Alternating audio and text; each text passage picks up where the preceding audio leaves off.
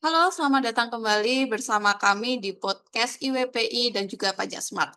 Untuk minggu ini kita ditemani oleh Pak Sujono sebagai pemerhati kebijakan pajak atau UMKM sekaligus anggota dari Ikatan Wajib Pajak Indonesia. Selamat datang Pak Sujono.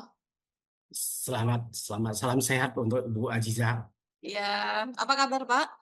Baik, baik Bu. Ya, nah untuk kali ini di episode ini kita akan membahas yang lagi banyak diperbincangkan di publik akhir-akhir ini ya, yaitu seputar peraturan pemerintah nih nomor 20 tahun 2026. Nah, sebelum itu seperti biasa kita akan memberikan waktu nih kepada Pak Sujono, silakan Pak untuk menyampaikan terlebih dahulu materinya itu sebenarnya tentang apa sih Pak secara garis besarnya. Oke, Silakan eh, Pak. saya saya akan mengulas sedikit tentang PP 20 tahun 2026 yang baru diterbitkan 22 April kemarin. Jadi ada kebingungan yang terjadi di tengah-tengah masyarakat, saya lihat ya, sejak ada PP 20 ini. Tapi untuk hari ini kita akan membatasi hanya kepada agregasi omset terhadap penghasilan. Kita ingat ya, sebelum PP 20 ini terbit, ya kan berlaku PP 50. PP 50 ini tidak mengatur apakah pekerjaan bebas itu dapat diagregasi sebagai omset. Artinya pekerjaan bebas ini tidak diatur dan bukan termasuk omset pekerjaan bebas. Jadi terjadi perbedaan yang sangat signifikan antara PP terjadi perubahan yang besar dengan PP 20 ini. PP 20 ini telah mengagregasi pekerjaan bebas itu ke dalam omset yang dulunya itu tidak termasuk, sekarang menjadi termasuk. Kalau kalau ada bisa dicari PP 55-nya, Bentar Ibu Pak, saya Aziza bantu. bisa cari PP 55 Bisa. pasal 56 ya. Kita melihat pasal 56 PP 55 tahun 2022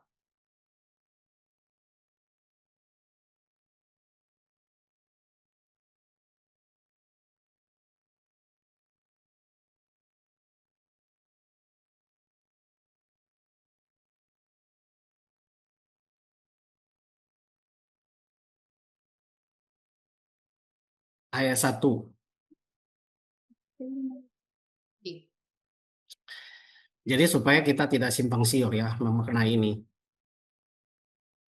Di dalam pasal 56 ayat 1 PP 55, PPh final ini dikenakan penghasilan dari usaha yang diterima diperoleh WP dalam negeri yang memiliki perolehan bruto. Lalu di ayat 3 ini, pasal 56 ayat 3 disebutkan tidak termasuk penghasilan dari usaha yang dikenal PPh adalah penghasilan WP orang pribadi dari jasa sehubungan dengan pekerjaan bebas. Betul? betul. Di pasal 56 ayat 3 itu kan pekerjaan bebas itu sebelum PP 20 ini kan tidak dihitung. Nah, ini kita berangkat dari sini karena ini titik poin yang penting. Jadi agregasi omset sejak PP 20 menambahkan pekerjaan bebas ke dalam penghitungan omset. Lalu sekarang timbul pertanyaan di masyarakat, apakah penjualan saham, bunga deposito, dividen, di mana itu adalah penghasilan, apakah merupakan bagian yang harus diagregasi ke dalam omset? PP 20 tidak mengatur itu.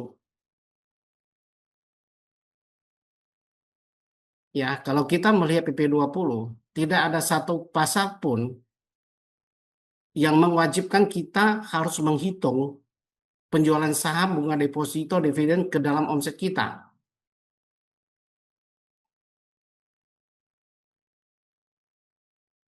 Ya, yang diperluas di dalam PP 20 hanya pekerjaan bebas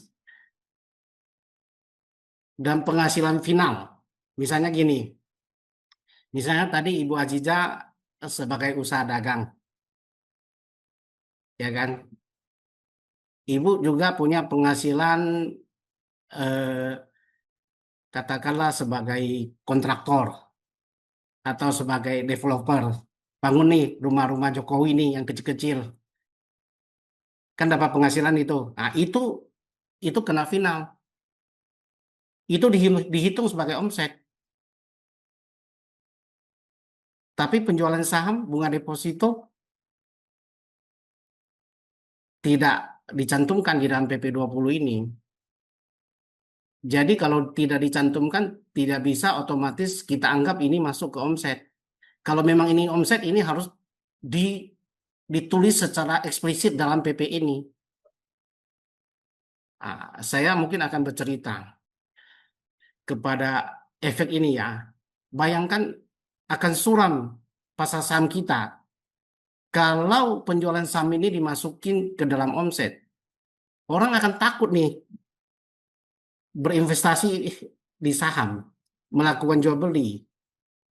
Padahal yang diinginkan pemerintah itu kan tidak seperti itu. Pemerintah ini ingin pasar saham ini lebih banyak orang masuk ke situ dan melakukan investasi dan melakukan trading ya. Kenapa saya bilang penjualan saham ini tidak bisa masuk? Ada salah satu filosofi. Berarti ini kan kegiatan usaha ya. Kalau masuk omset kan berarti kegiatan usaha. Kalau pekerjaan bebas kan tidak termasuk. Nggak mungkin kan penjualan saham itu disebut pekerjaan bebas ya. Karena dia tidak menjual jasa kan. Dia tidak menjual jasa apapun kan. Lalu kalau kita bilang usaha, siapa pelanggannya? Siapa customer dia? Nggak ada customer dia kan. Dia tidak memiliki customer. Dia hanya mengelola portfolio investasi saham dia.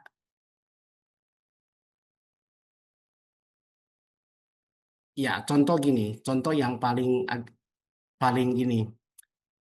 Katakanlah Ibu Ajidah selama bekerja telah menyimpan uang katakanlah 100 juta. Lalu dalam otak Bu Ajidah, wah saya pengen cuan sedikit nih di saham. Lalu mulai masuklah ini apalagi ini saham kan lagi jatuh nih. Nih saya beli dengan harapan nanti naik saya jual supaya ada untung nama-nama uang dapur. Apakah ini akan dikategorikan sebagai kegiatan usaha? Tidak cocok ya. Ya.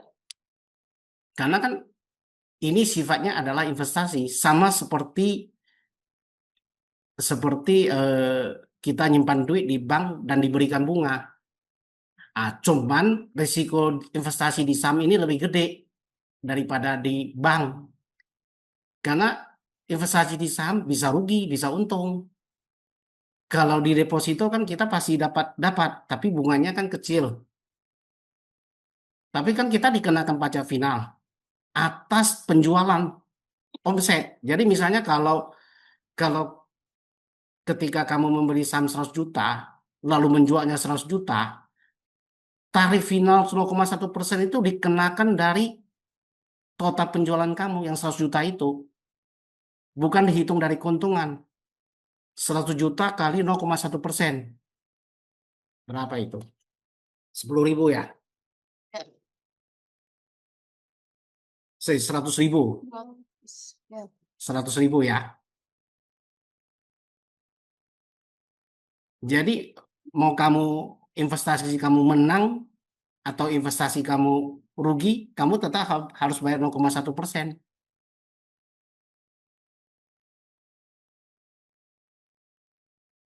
Oke, Pak. Nah, ini kan ada beberapa komen yang masuk ke kita, pertanyaan yang masuk ke kita itu, kalau misalkan memang, investasi di saham ini tidak masuk dalam kategori omset ya, Pak, ya. Nah, di Kortek kemarin tuh ada beberapa laporan di mana tiba-tiba mereka itu menerima bukti potong nih, Pak, dari pihak sekuritas. Nah, itu mungkin bisa dijelaskan nggak, Pak? Itu sebenarnya bukti potong apa atau seperti apa, Pak? Atau memang dimasukkannya ke dalam omset nih sama orang-orang pajak gitu, Pak? Oke. Jadi gini, setiap kita memberi saham, itu kan kita harus membayar fee kepada perusahaan sekuritas. Setiap kita membeli, kita dikenakan sekitar 0,4% lah katakan ya. 0, berapa? 0,3 atau 0, sekitar itulah. Saya nggak, beda-beda sekuritas ya tarifnya ya. Oke lah, let's say katakan 0,3% setiap kita membeli. Nah, PPN itu diterbitkan oleh sekuritas atas fee itu, bukan atas pembelian. Kenapa? Karena saham bukan barang dan jasa. Saham itu bukan BKP, barang kena pajak. Saham itu barang non BKP, ya. Jadi kategorinya itu udah jelas sekali. Jadi saham itu tidak bisa dikenakan PPN. Tetapi fee yang kita bayar itu dikenakan PPN oleh perusahaan sekuritas. Dan ketika kita menjual, misalnya nih kita nih dulu kita investasi 100 juta nih, sekarang sudah naik nih jadi 110 juta. Kita jual, kita kena fee dari 110 juta itu. Mungkin sekitar ya lebih kurang sama lah ya, 0,35% atau berapa persen. Ah, itu kena fee. Fee itulah yang dikenakan PPN. Bukan 110 juta itu yang dikenakan PPN.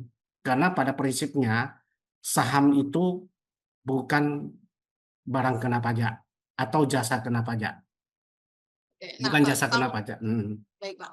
Nah, kalau misalkan nih, Pak, ada kondisi di mana seseorang itu ingin, mempertahankan nilai asetnya ya, sehingga dia memasukkannya ke deposito. Misalkan untuk asetnya itu 4 miliar atau mungkin bahkan lebih. Nah, itu kalau misalkan kayak gitu kira-kira akan dihitung omset nggak, Pak? Buat kan nanti kalau deposito pasti kita akan dapat bunga ya, Pak, ya, per tahunnya atau ya sesuai dengan kebijakan banknya masing-masing lah. Nah, itu seperti apa, Pak? Apakah dari uang yang kita tabungkan atau uang yang kita taruh di deposito ini tuh akan dinyatakan sebagai omset atau seperti apa nih, Pak? Oke, jadi kita harus tanya dulu sumber dana kita mendapatkan 4M ini dari mana? Mhm. Apakah dari kegiatan usaha atau dari pekerjaan bebas? Dan apakah sudah dilaporkan dan ke dalam SPT kita? Dan apakah sudah dipajaki? Kalau dilaporkan berarti kan kita sudah membayar pajak. Misalnya kita dapat, katakanlah ini kan uang gede, misalnya 4M. Tiba-tiba nih kita dapat hadiah undian ini, ya. Hadiah undian kan kena pajak. Ya, kalau kita sudah potong pajak, lalu penghasilan itu kita masukin ke dalam deposito, ya enggak kayak gitu. Nggak dihitung lagi sebagai omset. Itu adalah harta. Harta dari si WP. Bukan omset itu. Yang akan dikejar adalah apakah penghasilan ini sudah bayar pajak belum? Penghasilan itu sendiri apakah sudah dipajaki apa belum? Itu dulu. Kalau itu sudah dan menjadi harta, lalu diinvestasikan ya dalam hal deposito tadi, itu bukan omset. Oke. Nah, untuk yang terakhir nih, Pak, sebelum kita menutup podcast yang tentang ini ya, Pak, ya. Menurut Bapak nih, dengan kondisi yang sekarang mungkin masih banyak yang mempertanyakan, "Ini nanti terhitung omset nggak ya? Tabungan kita terhitung omset nggak ya? Investasi kita bisa dihitung omset nggak ya? Kena pajak nggak ya?" Nah, itu gimana nih, Pak, sarannya Bapak? Apakah kita nanti ke depannya nggak boleh nabung sampai misalkan sampai nominal tertentu biar kamu nggak kena pajak atau seperti apa, Pak? Ya, ini makanya saya mendengar ada fiskus dari pihak DJP memberikan penafsiran yang berbeda. Dia mengatakan mungkin penjualan saham harus masuk ke dalam omset. Ya, ini mungkin dia harus pelajari lagi, harus telaah lagi, karena begini, setiap tindakan pemerintah yang membebani masyarakat itu harus tertulis secara eksplisit, tidak boleh berasumsi, tidak boleh menafsirkan sesuatu yang tidak tertulis di dalam peraturan. Sekarang kalau dia bilang begitu, coba tunjukkan di mana pasal itu. Tidak bisa Anda membuat suatu penafsiran yang menurut versi Anda sendiri. Belum tentu penafsiran Anda itu benar. Tetapi perlihatkan di mana pasal itu mengatur seperti itu. Apakah ada seperti itu?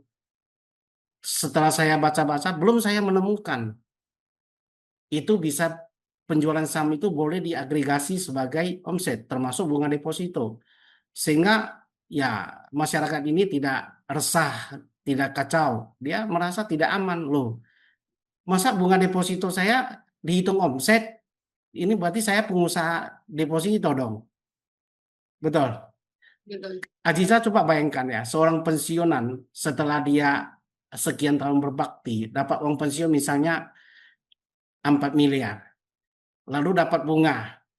Bunga yang dia dapatkan setelah dia pensiun, tiba-tiba dihitung sebagai omset. Wah, kaget dia. Oh, tiba-tiba saya jadi pengusaha deposito karena saya dapat bunga deposito.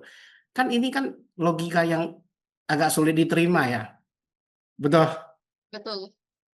Seperti itu. Jadi saya memberikan contoh yang agak ekstrim supaya peraturan ini lebih lebih mudah kita pahami.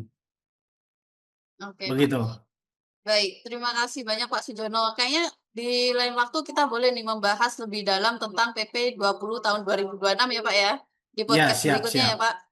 Oke, siap. terima kasih banyak Pak Sujono untuk podcast hari ini, episode kali ini. Sampai jumpa lagi di podcast berikutnya. Jangan lupa untuk teman-teman bisa like, share, subscribe video channel ini supaya channel ini bisa berkembang juga.